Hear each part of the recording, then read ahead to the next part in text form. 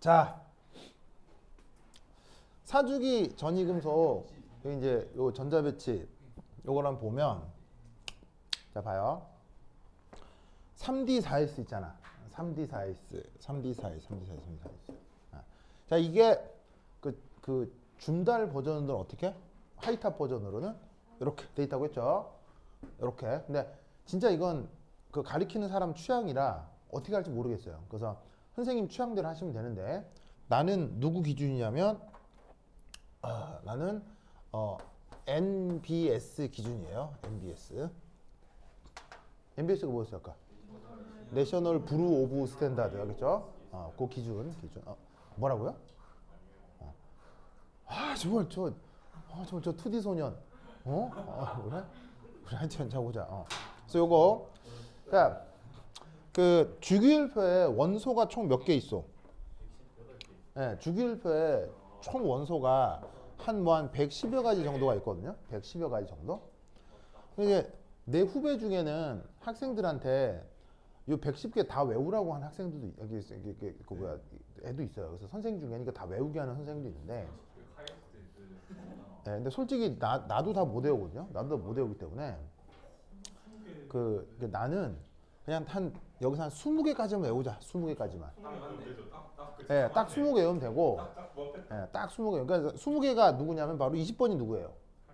바로 칼슘. 그래서 1번에 20번이 딱 외우고, 그 다음 플러스 10개.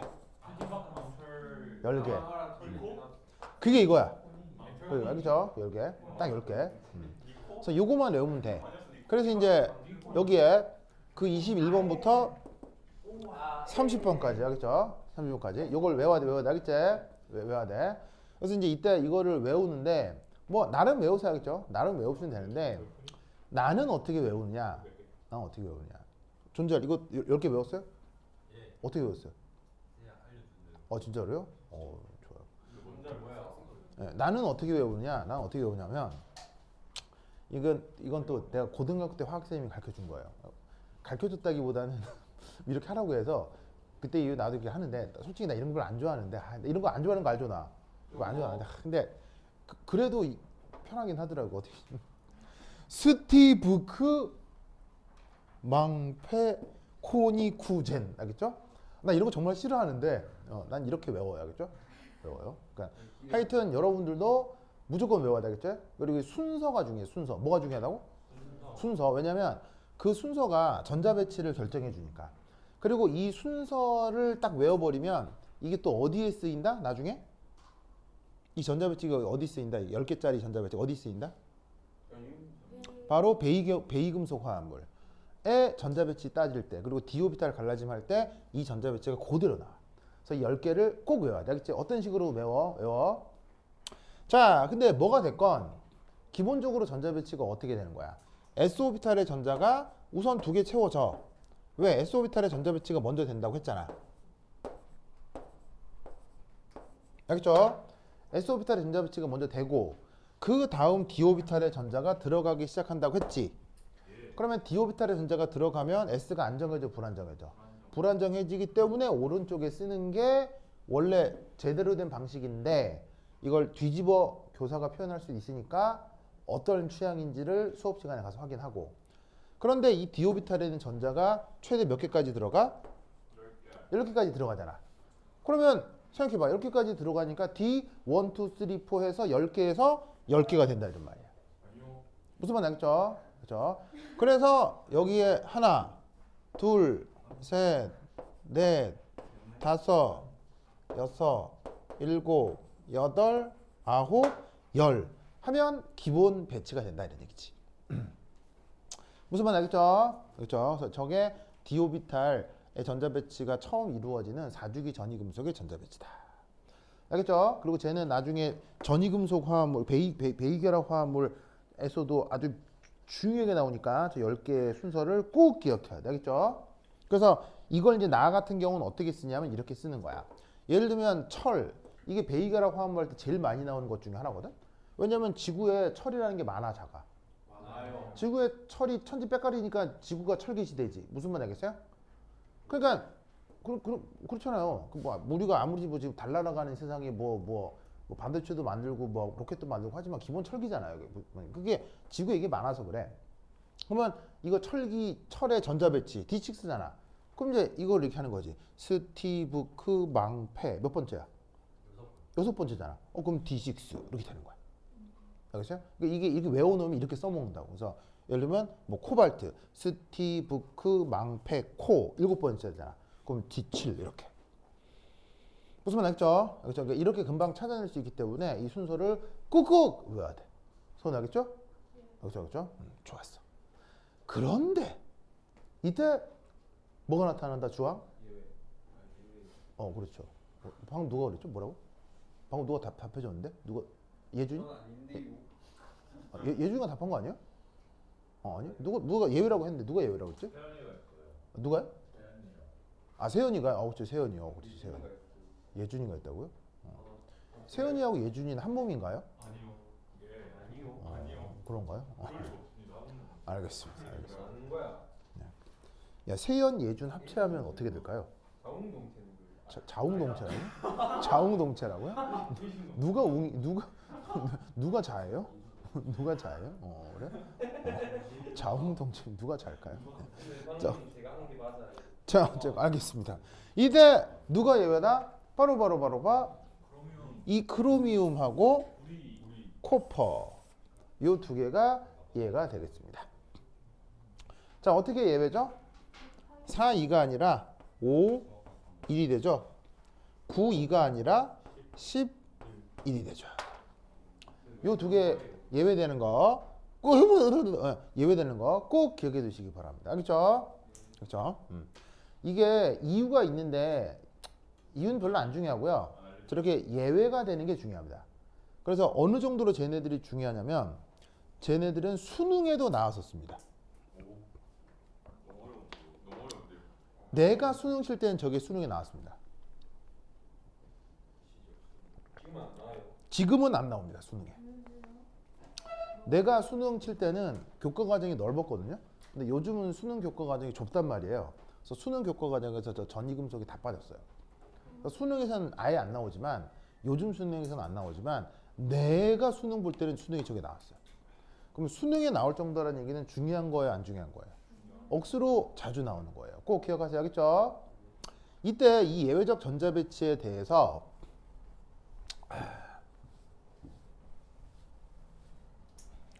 아이고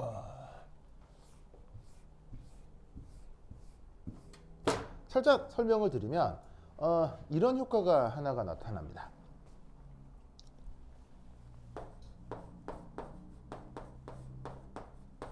첫 번째 1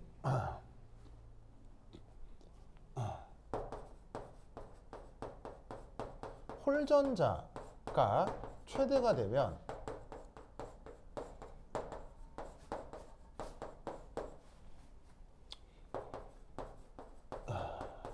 홀전자 간 인력이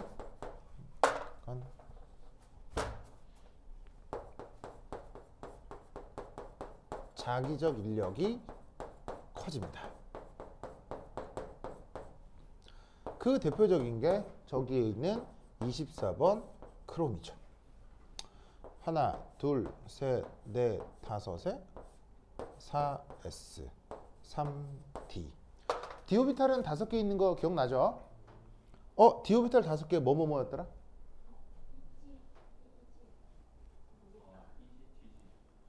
뒤진다고요? 뭐라고? 자, 5개 뭐였었냐면은 바로 봐. x제곱 빼기 y제곱 z제곱 xy yz zx였는데 이때 요 두 개를 E 그 다음에 요 세 개를 아이고 다른 색으로 해야지. 요 세 개를 T2라고 했습니다. E와 T2 기억나요? 근데 어떤 경우 여기에 G가 붙을 때 있고 안 붙을 때 있는데 뭐 우선은 붙였어도 되는데 어떤 경우는 안 붙는 경우가 있어요.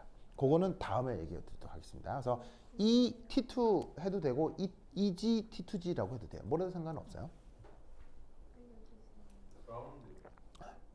알려달라고요?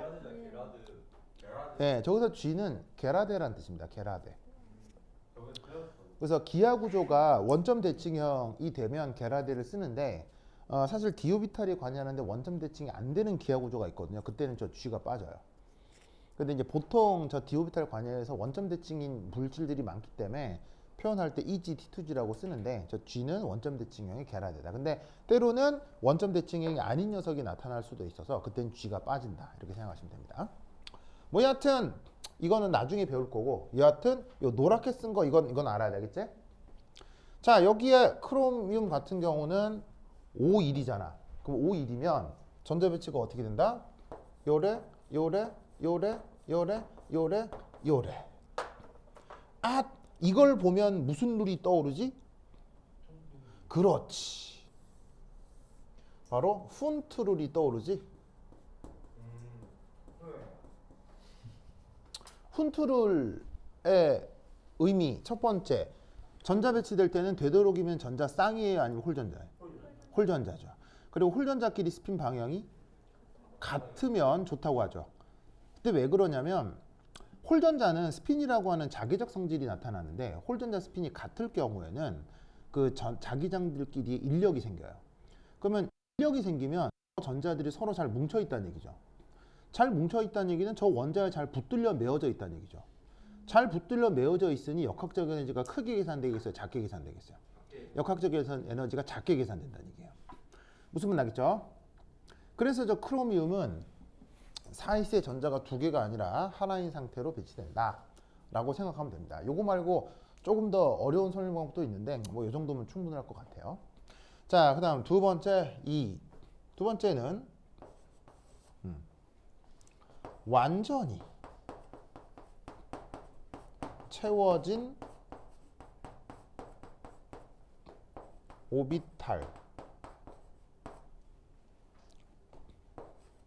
역학적 에너지가 더 작습니다.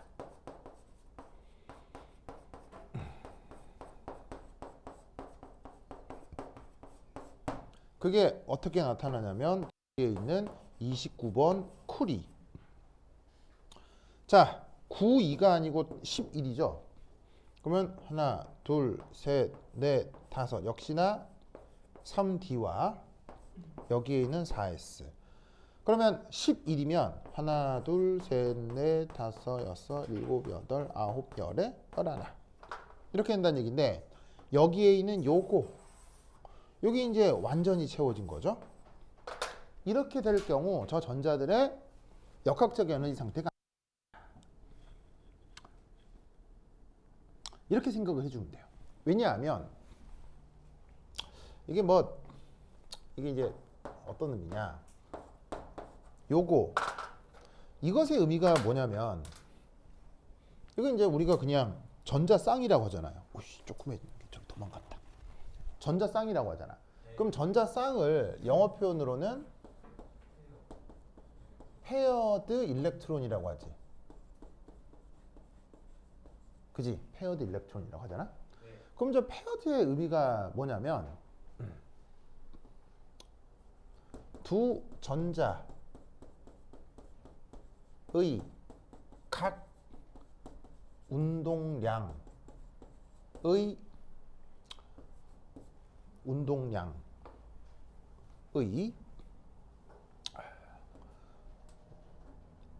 완전한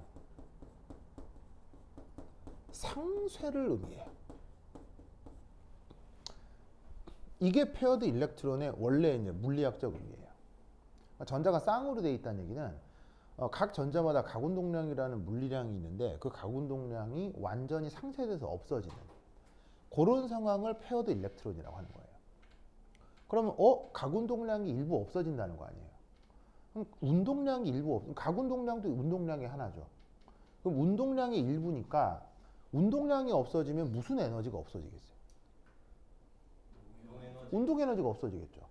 그럼 운동 에너지가 없어지면 역학적 에너지는 커지겠어요, 작아지겠어요? 작아지겠네. 그런 의미야겠어요? 그래서 원래 페어드 돼 있다는 얘기는 양자역학적으로 저런 뜻이에요. 그래서 전자가 쫙 페어드 되면 그만큼 운동 에너지가 사라져요. 그러면 역학적 에너지가 작아지면서 그 전자가 역시 그 원자에 잘 매여 있는 상태를 뜻해요. 아시겠죠? 알겠죠?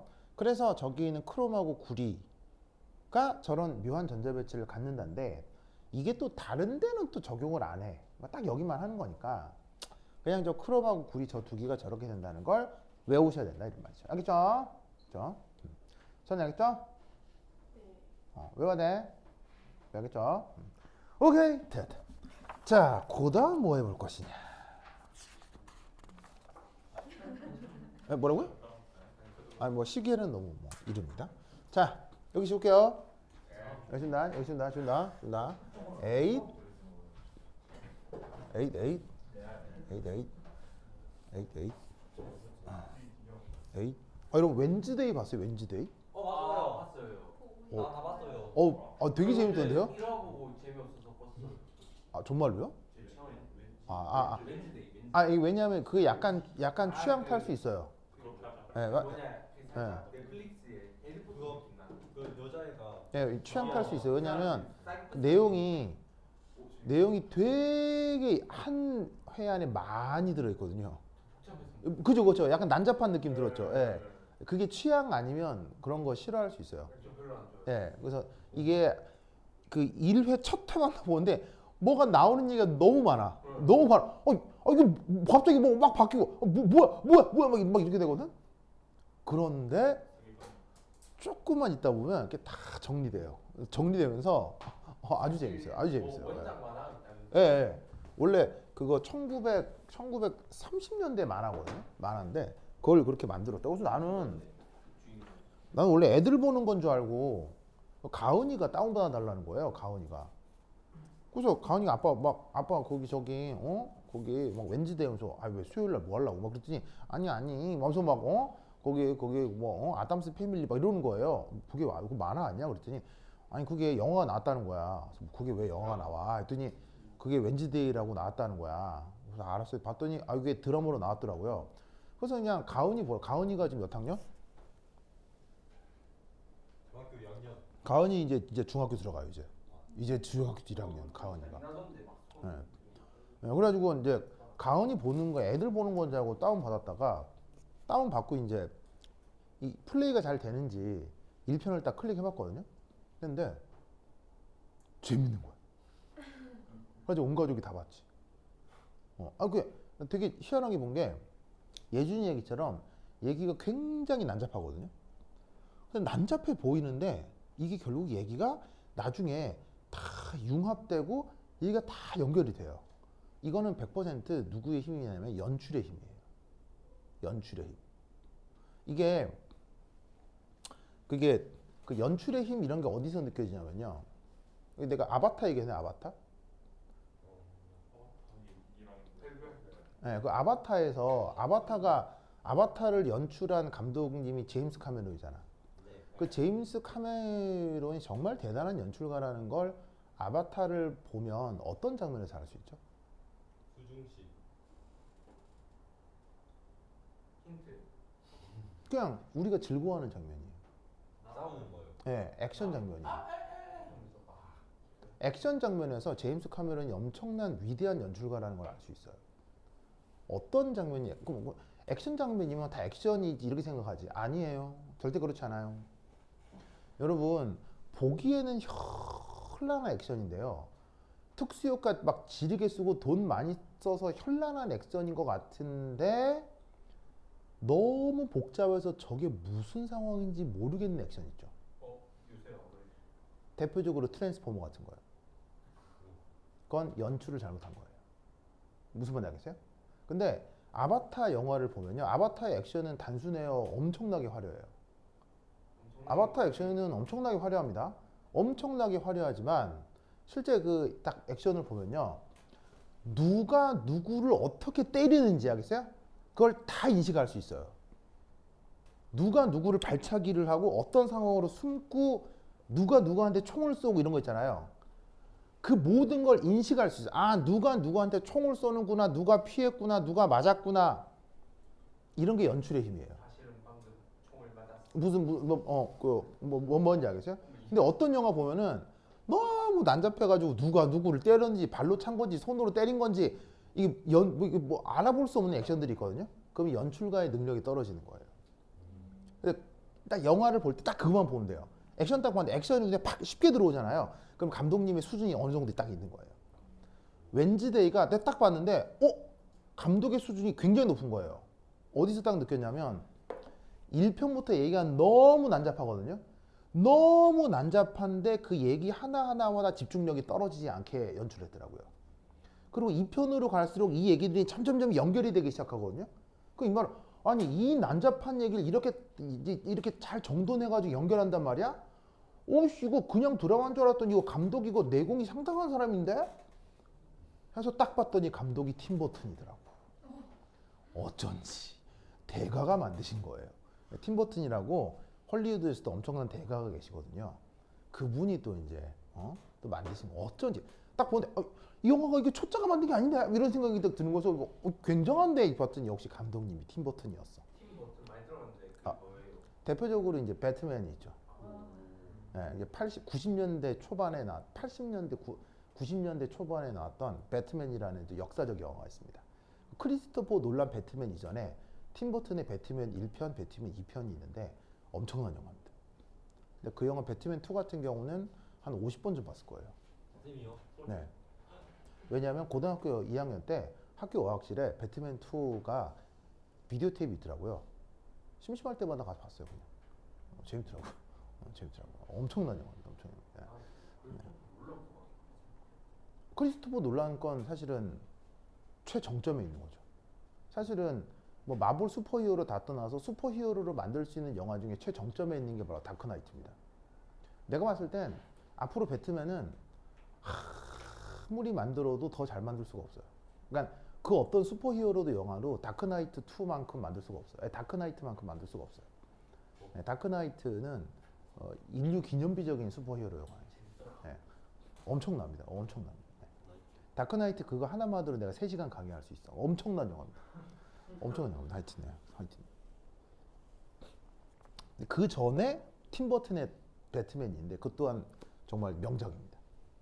그래서 되게 내가 좋아하는 감독인데 너무 재밌는 거예요. 그래서 웬즈데이 앉은 자리에서 가족끼리 다 봤어요. 한 번에. 엄청 재밌어요. 엄청 재밌어요. 8개인데 하나에 한 4, 50분? 이 정도. 네. 1시간 정도. 네, 그래서 이렇게 가족끼리 앉아가지고 다 봤습니다. 네. 주인공 완전 재밌어요. 막 안에 보면 사지절단 내장 파일 나오고요. 이거 재밌어요. 영화는 기본적으로 사지절단 내장 파일이 나와야죠. 가오일 대가리에서 막 떨어지고. 야, 막 팔다리 다 잘리고 막 이런 거 다 나옵니다. 네. 완전 재밌어. 네. 주인공 어린 줄 알았는데 20살이. 이게 어른이죠. 어른이 고등학생 배우를 하는 거죠. 배역을 하는 거죠. 네. 눈매가 엄청 크던데. 뭐라고? 맞은 그 화장 검은색. 룬매요? 룬매? 룬매가 웬즈데이라고요? 아니 웬즈데이 그 다음에 그 같은 룬매로 나왔던 배우. 그 배우도 뭐 상당히 하여튼 그렇다. 그막 SNS 많이 하고. 거기 이제 그 영화에 사람들이 잘 모르는데 그 웬즈데이에 나온 악역 배우가 있거든요. 네. 그 악역 배우가 여배우인데 아무도 모르게 반전처럼 나중에 악역 배우가 나와요. 근데 그 여배우가 이름이 크리스티나 리치라는 여배우인데 원래 크리스티나 리치의 리즈 시절 땐 정말 예쁜 여배우였어요. 그 여배우가 어렸을 때는 웬즈데이 그 역보다도 훨씬 예뻐요. 훨씬 예쁘장하게 생긴 여배우였는데 그 여배우가 원래 팀 버튼 영화의 주연 배우였었어요. 팀 버튼 감독의 이제 뭐냐면은 팀 버튼 감독이 무슨 또 영화 하나 있는데 홀스맨인가 하는 영화가 있는데 그 영화의 그 주연 배우를 맡았던 여배우인데 그 여배우가 다시 또 이제 그 웬즈데이에서 이제 악역으로 나오더라고요. 약간 나이 든 아줌마가 돼가지고. 그러니까 그 영화 보니까 또 옛날 생각 나고 막 그런 거 있잖아요. 저 여배우를 옛날 영화에선 그 상큼 발랄한 주연 여배우로 봤었는데 여기서는 그 같은 감독의 조연 악역으로 나오는구나. 그래서 참 세월 무상하다. 뭐 이런 느낌 있잖아요. 뭐 그런 거. 예. 요즘 여러분들은 모르는데 크리스티나 리치라는 여배우가 있어요. 그래서 지금은 아줌마죠. 아줌마인데 그 아줌마 20대 때는 아주 그냥 완전 사큼발랄 막 귀염뽀짝 막 그런 여배우긴 했어요. 뭐 하여튼. 네, 눈 엄청 크죠. 크리스티나 리치. 네. 네. 자, 5.3. 주기율표.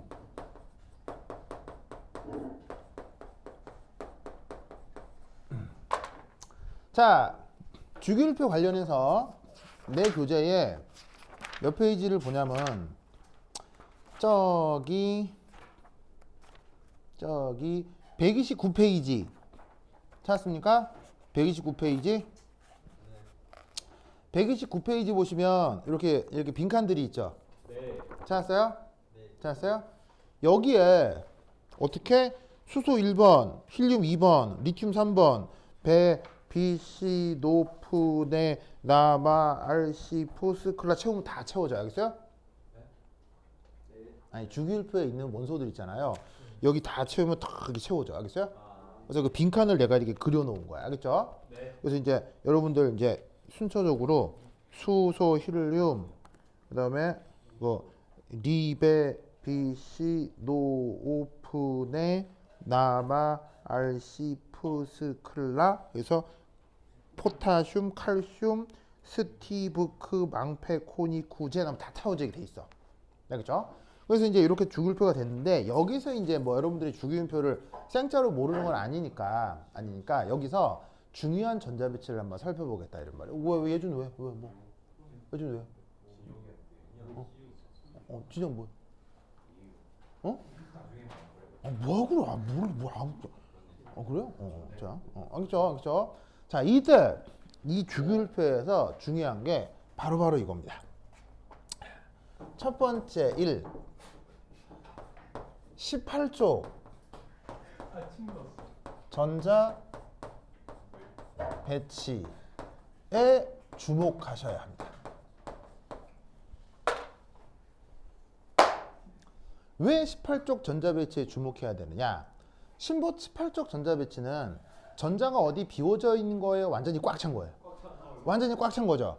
완전히 꽉 차버렸기 때문에 얘는 완성된 전자 배치예요. 알겠죠? 그래서 얘는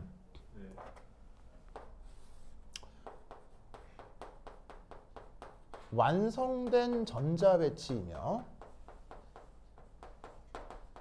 완성된 전자 배치이기 때문에 얘는 한 번 딱 결정된 그 완성된 전자 배치는 상황에 따라 바뀔까요? 불변일까요? 얘는 불변입니다. 그래서 얘는 불변인 전자 배치입니다. 딱 정해집니다. 그리고 이 불변인 전자로부터 그 이후 이전 전자 배치를 추측할 수 있습니다. 그러니까 어떤 예를 들면은 이게 일반학 문제에서는 이런 게 나올 수 있어요. 생뚱맞게 뭐 89번 전자 배치 쓰라 뭐 그런 거 나올 수 있거든요. 그러면은 사실은 뭐 차근차근 하면 되죠. 하면 되는데 약간 아리까리할 때 있을 수 있어요. 그럴 때 가장 가까운 비활성 기체 전자 배치로부터 걔를 유추하는 게 실수를 할 확률이 적어집니다. 알겠죠? 그래서 이 비활성 기체 전자 배치를 꼭 기억하셔야 되는데 우선 여러분 기억하실 거 싸움 원리 기억나요? 싸움 원리 영어로? 싸움 원리 영어로? 아빠 원리. 아빠. 싸움 원리 영어로 이 여러 가지로 표현하는데 아빠. 라틴어인가? 아빠요? 아빠. 예준 완전 귀여워. 예준 완전 귀여워. 오 진짜. 예준 좋아요. 예준 완전 좋아. 네, 좋습니다. 예준. 예준이 막 특히 막 크잖아요. 근데 저렇게 사랑스러운 제스처를 하다니. 자, 얘가 영어로는 빌딩업입니다. 빌딩업인데 독일어로 아우프바우라고 합니다. 아우프바우. 독일어입니다. 독일어. 그래서 빌딩업 혹은 아우프바우 프린시플. 프린시플이라고 하는데 보시죠. 하는데 이걸 이제 한자말로는 옛날엔 이렇게 번역하기도 했어요. 뭐 축조 원리 이렇게 번역하기도 했는데 뭐 이렇게 쓰나 영어로는 빌딩업, 독일어는 아우프바우라고 합니다. 양자역학의 초창기 업적을 낸 사람들 중에 독일계가 많아서 양자역학 쪽에는 저렇게 이제 독일어가 많긴 한데 저거 뭐 어떻게 되는 건지 알죠? 그래서 어떻게 해요? 바로 1S, 2S, 2P, 3S, 3P, 3D, 4S, 4P, 4D, 4F, OS, OP, OD, OF, OG, 6S, 6P, 6D, 6F, 6G, 6H. 아이, 한 줄 더 써야 되는데. 더 써야 되는데. 아이, 여기다 쓰자. 다시. 다 지우시는 아니, 여러분, 여기 안 줘도 돼요. 나 위에다가 다시 쓸게. 나 원래 안 적었어. 다시 1S, 2S, 2P, 3S, 3P, 3D, 4S, 4P, 4D, 4F, OS, OP, OD, OF, OG, 아우 8이야. 6S, 6P, 6D, 6F, 6G, 6H. 7S, 7P. 자, 7S, 7P까지만 쓰면 되겠죠? 저렇게 쓰면 전우주에 존재하는 거의 대부분의 원소들을 다 전자배치를 할 수 있습니다. 자, 얘가 전자배치 순서를 알려주죠? 이 싸움물이라고 하는 건 다전자 원자의 전자배치 순서.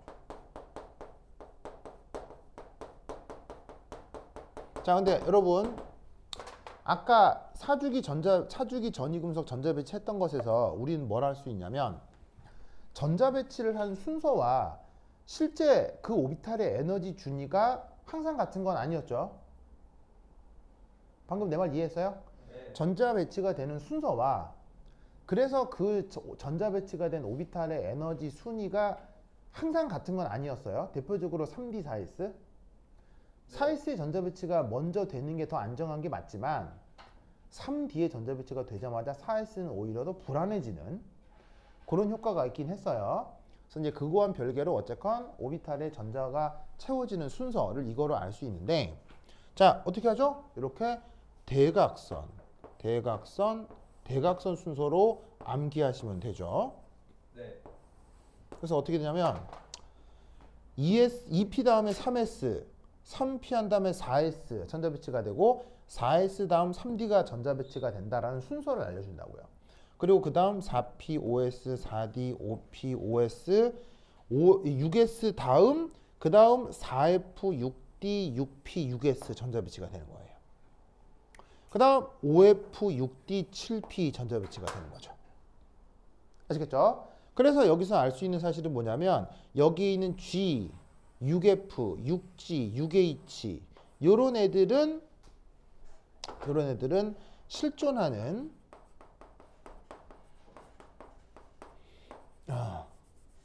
원자들의 안정한 전자배치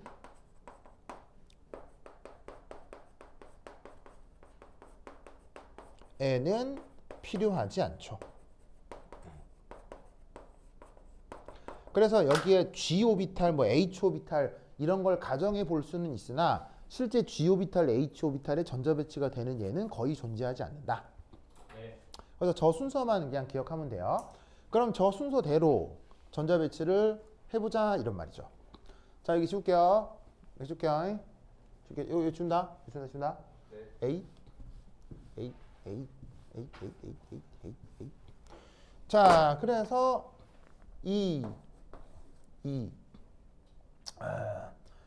요렇게 첫 번째 힐륨 몇 번이죠?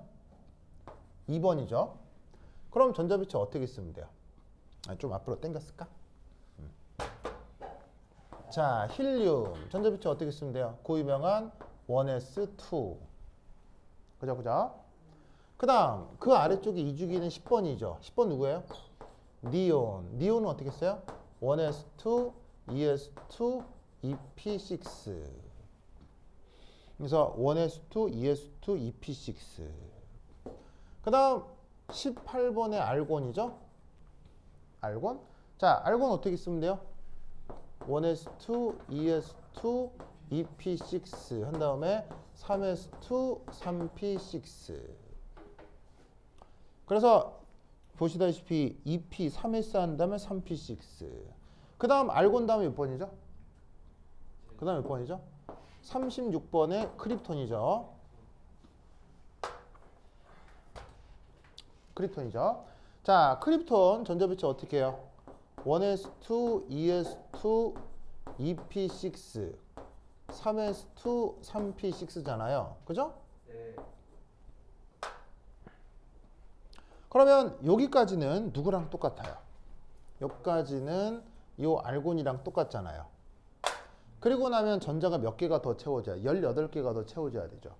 그 18개가 더 채워지는 게 이렇게 된다는 얘기예요. 바로 3D10, 4S2, 4P6라는 얘기예요.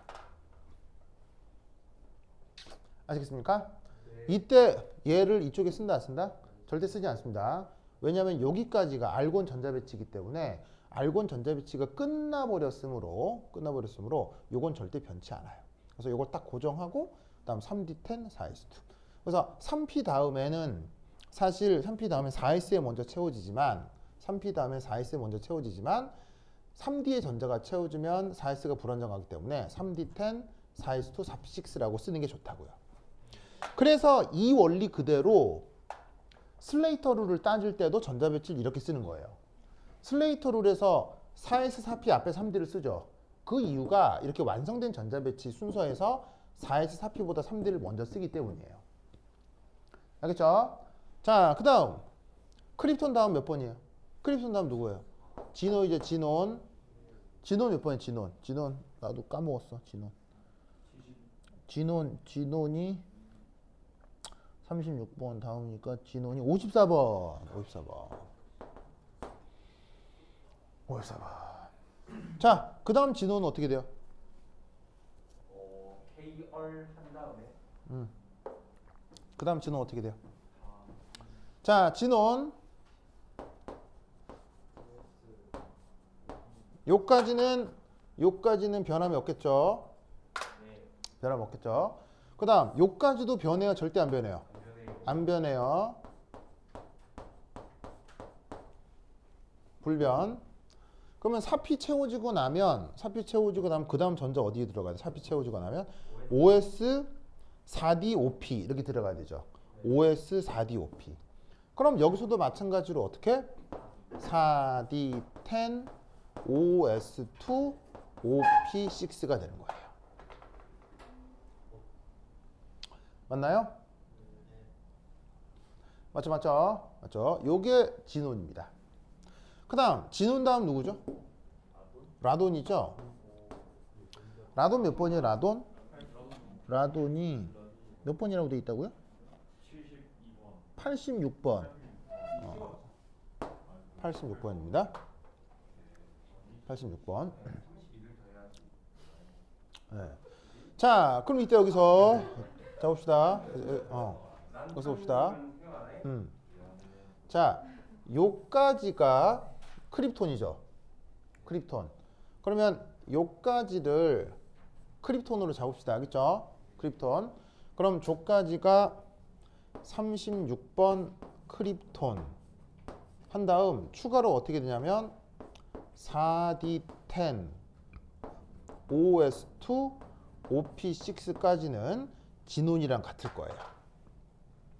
그럼 이때 전자 개수가 보면 8개 늘어나고 8개 늘어나고 14개 아니 18개 늘어나고 18개 늘어나는데 드디어 여기서 몇 개 늘어나죠? 32개 늘어나죠. 32개가 바로 18개 더하기 14개예요. 맞아? 네. 그럼 여기 14개 14개의 의미가 뭘까요? 14개의 의미가 뭘까요? 바로 F오비탈 전자배치가 되는 거죠. F오비탈은 몇 개가 있죠? 7개가 있고 한 오비탈당 전자가 2개 들어가면 총 몇 개의 전자가 14개가 채워질 수 있다고요. 그래서 진온에서 라돈으로 진행할 때 뭐가 나타난다? F오비탈 전자배치가 나타난다는 얘기죠. 알겠죠? 그러면 OP6 다음엔 그 다음 어디예요? 6s2죠. 그 다음이 일어날 게 6s2 다음에 4f 5d 6p 찾았어요? 네. 그러면 6s 4f 5d 6p 전자 배치가 어떻게 될 거냐면 이렇게 됩니다. 요렇게 전자 배치가 완결이 된 다음 자, 잘 봐요. 여기서부터 요까지 요게 완결 수정할 거. 불변이에요. 이거 수정이 안 돼요. 알겠어요? 그 뭐냐면은 저 18쪽 전자 배치는 앞에서 딱 전자 배치가 끝나면 이건 더 이상 손댈 수가 없어요. 알겠어요? 안 바뀌어요. 그럼 이 안에서 얘 사이에 새로운 전자 배치를 써줘야 된다고. 그럼 얘 사이에 전자가 다다다다 채워지면 아까 얘기했죠. 채워진 순서와 채워진 후의 안정성은 다르다고. 그러면 순서는 요렇게 채워지는 거겠지만 다 채워졌을 때 안정성은 얘 중 가장 안정화가 누굴까요? 이게 제일 안정하다고. 다 채워져 버리면.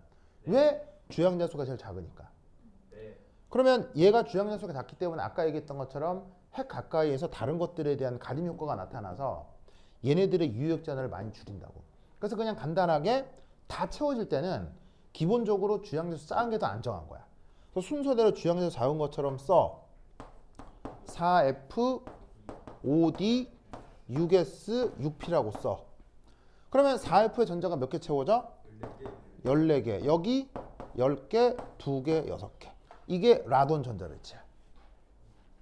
무슨 말 알겠죠? 그래서 그 라돈 전자 배치를 86번이잖아. 86번 라돈 전자 배치를 그 거기에 있는 MBS 표에서 봐봐. MBS 표에서 저렇게 돼 있지. 뭔 말인지 아시겠어? 아시겠죠? 그렇죠? 저런 식으로 전자 배치가 되어야 된다 이런 말이에요. 좋았어. 됐다.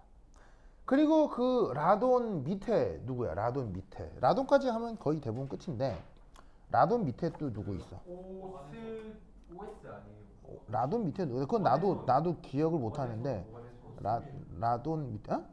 오간의 손. 라돈 밑에 뭐였는데? 오간의 손 아니에요? 오간의 손? 오간의 손이요? 뭐 아이 주기율표 어디 있지? 주기율표? 아이 가서 봐. 양놈이나. 아 그렇죠. 그러니까 여기다가 또 32를 더하면 되거든요. 32를 더하면 118번이죠. 118번. 그럼 118번이 나와 있진 않네. 자, 118번이 나와 있진 않은데 만약에 굳이 여기서 118번이 있다 치자. 그러면 여기서도 어떻게 되는 거야? 14 더하기 18 하면 되는 거지. 무슨 말 알겠어요? 14 더하기 18 하면 되는 거니까 여기서 그럼 얘가 이제 여기 뭐라고 할까? 이게 뭔지는 모르겠는데 하여튼 뭐 뭔가가 있을 거 아니야? 뭔가가 있겠지? 그럼 얘 원소기가 뭔가 있을 텐데 그럼 얘 전자 배치를 어떻게 하면 되느냐? 이거는 변해 안 변해? 이거는 불변이야. 불변. 이건 불변이기 때문에 이 상태에서 여기에 있는 요만큼을 그냥 다시 86의 라돈으로 그냥 그대로 쓰는 거야. 알겠죠? 그럼 그 다음 6P6 다음에 6P6 다음에 어디 채워진을 봐야지. 바로 7S 5F 6D 7P가 채워지는 거야. 맞지? 그럼 여기서 또 마찬가지로 어떤 전자 배치로 어떤 에너지 순으로 쓰면 돼? 주양자 작은 대로 쓰면 돼. 그러면 5F10 그다음에 5F14 6D10 7S2 7P6라고 써주면 된다 이런 말이야. 그게 118번에 있는 뭔가의 전자 배치가 되는 거지. 뭐만 알겠죠? 그렇죠? 이 논리를 꼭꼭 기억해 두시기 바랍니다. 이때 우리는 잘 봐요. 이때 우리는 잘 봐. 여기 살짝 지울게요. 여기 살짝 지울게요. 살짝 지우면 주기율표에서 우리는 뭐라고 얘기를 하냐면 힐륨이 채워진 것을 우리가 뭐라고 부르냐면 1주기라고 하지. 그지? 네. 1주기. 니온은 2주기, 알고는 3주기, 크립톤은 4주기, 진온은 5주기. 그리고 라돈이 6주기, 그리고 이 뭔가가 7주기잖아. 그러니까 7주기까지 전자 배치가 되면 주에 있는 모든 원소가 다 전자 배치가 된단 말이야. 무슨 말 알겠죠? 그럼 여기서 재밌는 건 바로 이거야. 짜잔. 자, 3D에 동그라미 친 건 최초의 d 오비탈이기 때문이지.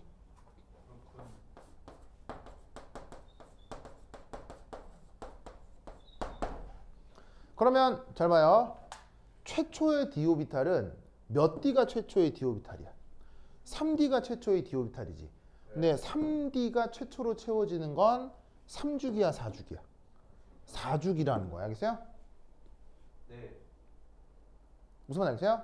네. 4주, 그러니까 최초의 d 오비탈인 3D 오비탈의 전자 배치가 되는 건 몇 주기 원소? 4주기에서 시작되는 거야. 그게 아까 봤던 스티브크 망페 코닉 쿠전이라고. 알겠어요? 네. 마찬가지로 F가 잘 봐. F 요게 최초의 뭐야? F지. 최초의 F가 4F지. 네. 3F도 아니고 5F도 아니고 4F지. 네. 최초의 F가 전자 배치가 되는 게 몇 주기라고? 6주기. 알겠어요? 이상을 알겠어요? 오케이? 네. 왜 서현이 이상해? 근데 최초의 어. D라는 게 어. 처음 딱 채워졌을 때 얘기해야 되는 거 네, 처음 채워질 때요. 사주기에서 네, 그러니까 그 3D 원인 게 누구예요? 3D 원인 게. 스칸디움, 2 타이타늄. 그래서 3, 4, 5, 6, 7, 8, 9, 10 한 다음에 계속 4주기 있다가 그 다음 더 채워지면 4주기 끝나는 거거든요. 네. 그러니까 3D의 전자 배치가 처음으로 이루어지는 게 4주기에서라고요.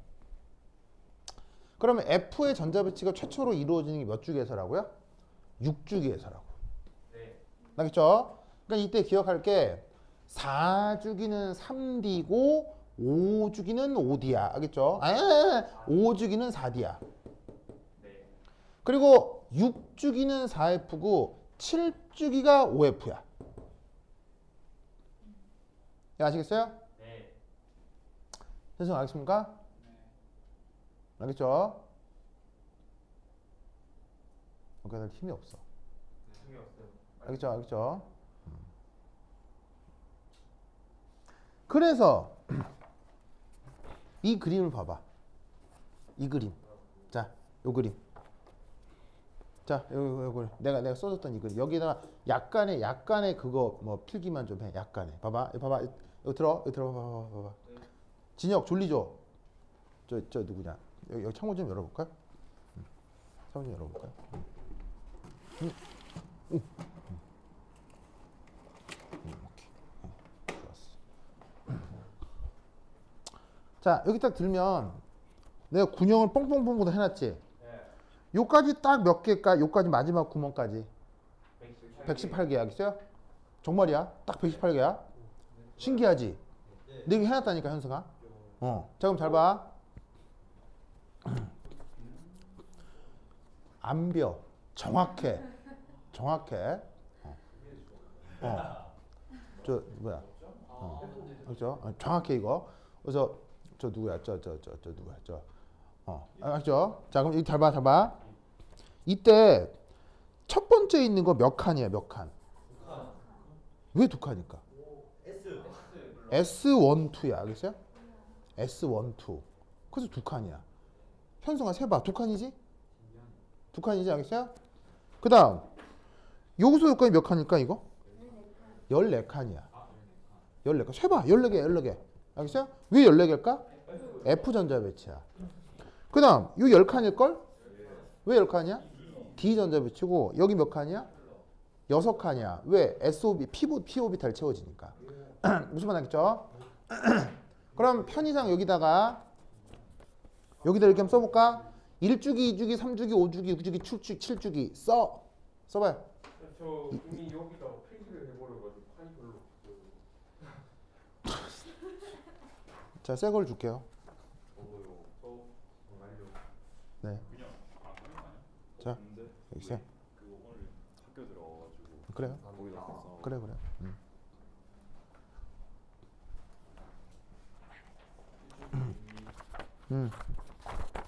그러니까 내가 이거를 내가 이게 왜 써놨냐면 이래야 주기율표 전체를 이해할 수 있어서 내가 이게 칸을 그림을 그려놓은 거예요.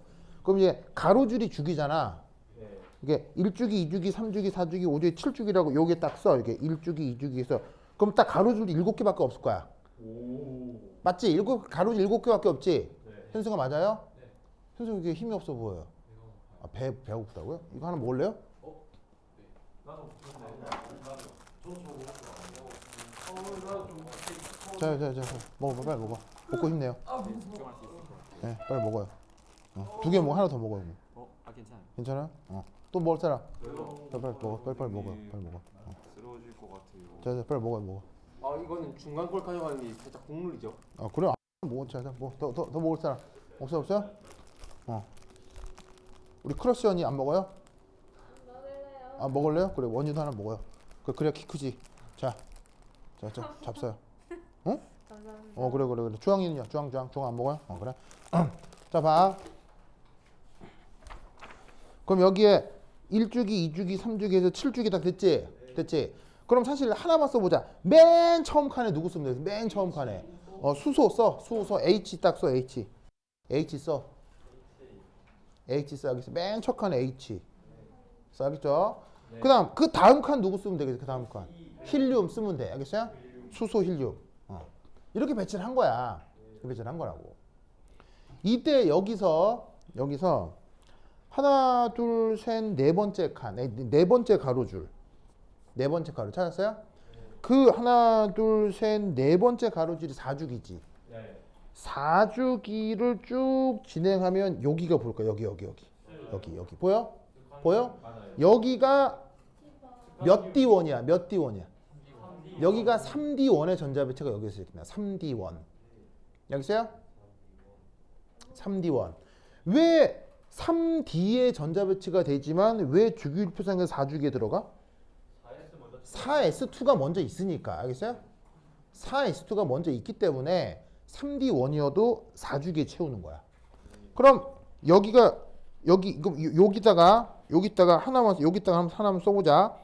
3D1 한 다음에 스칸디움 써. 3D1 스칸디움이라고 딱 써봐. 3D1 스칸디움 썼어요? 네. 그러면 그 다음부터는 그냥 3D2, 3, 4, 5, 6, 7, 8, 9, 10 이렇게 쓰면 되는 거지. 알겠어요? 네. D1, 2, 3, 4, 5, 6, 7, 8, 9, 10. 물론 중간에 뭐가 있긴 해. 예외가 있긴 한데 그건 예외적인 거고 기본 틀은 D1에서 D10까지라고. 알겠어요? 기본 틀은 D1에서 D10까지야. 알겠죠? 네. 그럼 3D10 자리에다가 원소기호 뭐라고 쓰면 돼? 3D10 자리에다가 아이언 쓰면 되는 거야. ZN 쓰면 되는 거야. 네. 무슨 말 알겠죠? 네. 그러면 마찬가지로 그게 일어난 4주기 아래쪽에 5주기잖아. 5주기. 5주기 D블록에는 몇 D1이라고 쓰면 되겠어? 5주기 D블록에는 여기 4D1 쓰는 거야. 4D1. 여기 4D1 쓰는 거 알겠죠? 4D1. 됐죠? 그 다음 여기에 6주기에 네. 6주기에 여기 F블락 있지? 여기에 몇 F1이겠어? 여기가 4F1인 거야. 6주기에 여기가 4F1이야. 4F1. 요 자리에다가 4F1이라고 쓰라고. 알겠어요? 네. 4F1. 그러면 4F1부터 4F 몇 가지? 4F 14까지 있겠지. 4F 14까지 써. 네. 뭐라고요?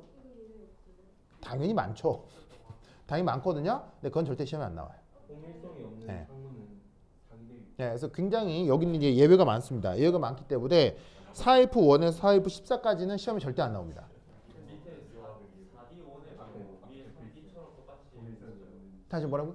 밑에 4D5 네. 3D하고 똑같은 예외. 예, 똑같습니다. 예, 똑같습니다. 네. 그래서 사실은 여기 그 뭐냐면은 크롬하고 구리에서 예외였잖아요. 그 예외가 여기 4D에서도 똑같은 위치에서 나타나요. 근데 그건 또 시험에 안 나와요. 또 그건 또 시험에 안 나와. 그렇구만. 네. 그래서 전자배치 여기 디오비탈 이상한 거는 크롬하고 구리밖에 안 나와. 다른 건 절대 안 나와. 걱정할 필요 없어요. 그러니까 크롬하고 구리만 얘기하는 이유가 있어요.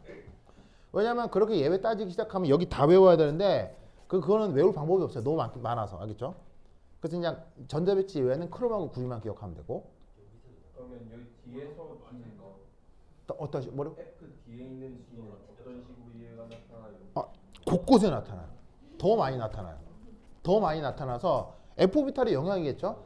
그러니까 그때부터는 이게 설명할 방법이 없는 거예요. 그러니까 시험에 안 나와. 걱정할 필요가 없어. 생각하지 마. 그러면 여기 4F1에서 4F14가 있지. 4F1에서 4F14를 묶어서 뭐라고 할까? 그걸 란탄족이라고 하는 거야. 그게 란타나이드, 란탄족. 란탄족이란 말 들어봤지? 그게 주기율표상에서 4F1에서 4F14까지를 란탄족이라고 하는 거야.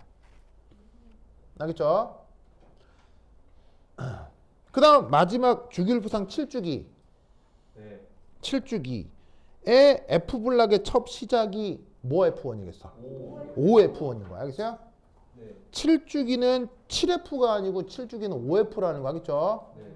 7주기 5F1에서 5F14까지를 또 뭐라고 불러? 악티늄족이라고 하는 거 알겠어요? 네. 악티나이드라고 한다고. 악티나이드. 그래서 이게 그 란타나이드, 악티나이드가 각각 요건데 이게 이제 4F 전자배치 되는 애들 얘기하는 거고 5F 전자배치가 되는 애들 얘기하는 거지. 이걸 우리말로 란탄족, 악티늄족이라고 하는 거야. 알겠죠? 이런 식으로 주기율표가 구성된 거야. 그래서 이런 주기율표의 구성을 이해하고 그 다음에 전자배치를 실수 없이 하려면 이걸 인식해야 된다고. 알겠어요? 그러니까 사실은 이거는 외운다기보다는 요거를 토대로 만들 수 있는 거지. 그럼 여기에서 만약 여기에서 37번 전자배치, 35번 전자배치를 해라. 그럼 어떻게 하면 돼? 35번 전자배치를 해라. 35번은 여기서 하나 띄면 되는 거지. 4P5 하면 되는 거지. 이해했어요? 그 다음에 37번 해라. 그럼 어떻게 해? 37번 해라 하면은 여기서 하나 더 넣어서 4P6 다음에 5S1이라고 쓰면 되는 거지. 무슨 말인지 알겠어요? 그런 식으로 비활성 기체 전자배치를 토대로 나머지 것들의 전자배치를 해주면 된다 이런 말이에요. 아시겠죠? 그렇죠? 그래서 저 비활성 기체 전자배치를 꼭 기억해 주시기 바랍니다. 오케이, 됐다. 자, 그거다. 130페이지 원자의 주기적 성격.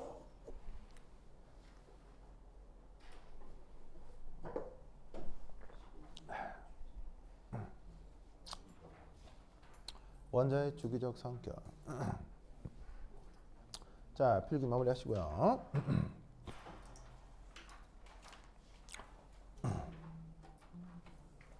됐다. 아, 지금 몇 시죠? 시간이 벌써 이렇게 되나? 몇 분이라고요? 20, 아, 20분. 6분인데 거의 뭐 7분에 가깝다고. 아니면 30이 되고요. 알겠습니다. 그 여러분 중간고사 범위로는 기본적으로 그 화학 양론이 대부분이고요. 화학 양론은 뭐 내가 이게 뭐 어떻게 내가 설명하기 좀 그렇고 뭐 그래서 내 연습 문제 드린 거야겠죠? 네, 최대한 풀어보시고요. 풀어보고 남아 있는 게 거기 이제 약간 추가될 수 있는 게 뭐 앞에서 했던 뭐 그거 있잖아요. 이게 뭐 이렇게 그거 아니 말이 생각이 안 나냐 이거. 아유. 그래, 그 톰슨의 음극선 실험. 그다음에 러더포드의 원자핵 발견 실험 이런 게 또 중간고사에 들어갈 수 있거든요. 그리고 또 하나가 그거 질량 분석기. 그래서 내가 왜 뭐 이렇게 한 거 있잖아요. 이렇게 해갖고 그다음에 또 완전 제곱 이렇게 다항식 전개 해가지고는 그 뭐냐면 이제 확률 계산했던 거 기억나요? 네. 그게 시험에 나올 가능성이 높고 그리고 나머지 하나가 기체거든요. 기체. 근데 기체는 우리 하도 많이 해가지고 많이 해가지고 뭐 또 하긴 그래서 뺐거든요. 뺐는데 기체는 이제 내가 강의를 넣어드릴게요, 그죠? 복습을 좀 하세요. 네, 그래서 기체는 PV는 NRT를 여러분이 모르진 않을 거예요. PV는 NRT는 알 텐데 하나 복습할 게 실제 기체 알겠죠? 그래서 그 실제 기체 부분 그 강의 넣어드릴 테니까 그거 좀 복습을 하시기 바래요. 알겠죠? 그렇죠? 오케이 됐다. 그리고 아마 요거는 이번 중간고사 때 살짝 들어가거나 말거나 뭐 그럴 거예요. 들어가거나 말거나 할 테니까 여하튼 이것도 조금 같이 기억을 해두세요. 그래서 막 기체가 지금 뽑아놓은 게 기체가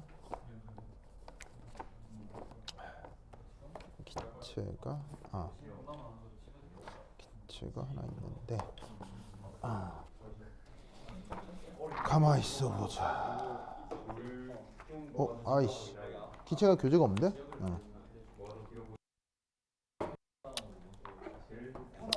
오케이 됐다.